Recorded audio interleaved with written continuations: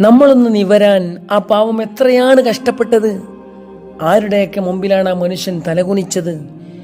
അറിയണം പ്രിയപ്പെട്ട പിതാവിനെ.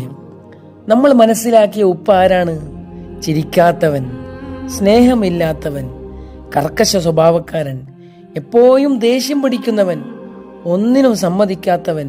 പല ഉപ്പമാരും അവരുടെ ദേഷ്യം മറയാക്കുന്നത് 10,000-കണക്കിന് മടങ്ങ് നെഞ്ചിനുള്ളിൽ കുമിഞ്ഞുകൂടിയ സ്നേഹത്തിന്റെ ഉറവിടങ്ങളാണ്. പെറ്റുനോവിന്റെ കഥനവും പാലൂട്ടിയതിന്റെ മഹത്വവും പറഞ്ഞ് പെറ്റുമ്മയെ കുന്നോളം സ്നേഹം കൊണ്ട് വീർപ്പുമുട്ടിക്കുമ്പോ, വാനോളമാകെ പാടിപ്പുകയ്ത്തുമ്പോ നമ്മൾ മറന്നുപോകുന്ന ഒരു മുഖമുണ്ട് നമ്മുടെയൊക്കെ വീട്ടിന്റെ ഉള്ളറയിൽ.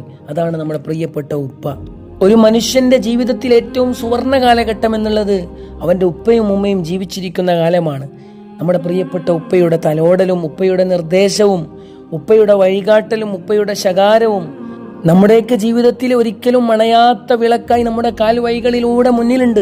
മുത്തുനബി സല്ലല്ലാഹു അലൈഹി വസല്ലമ തങ്ങൾ പഠിപ്പിക്കുന്നുണ്ട്, കാരുണ്യത്തോടെ ഉപ്പാന്റെയും ഉമ്മാന്റെയും മുഖത്തേക്ക് നോക്കൽ ഹജ്ജും ഉംറയും ചെയ്ത പ്രതിഫലമാണെന്ന്.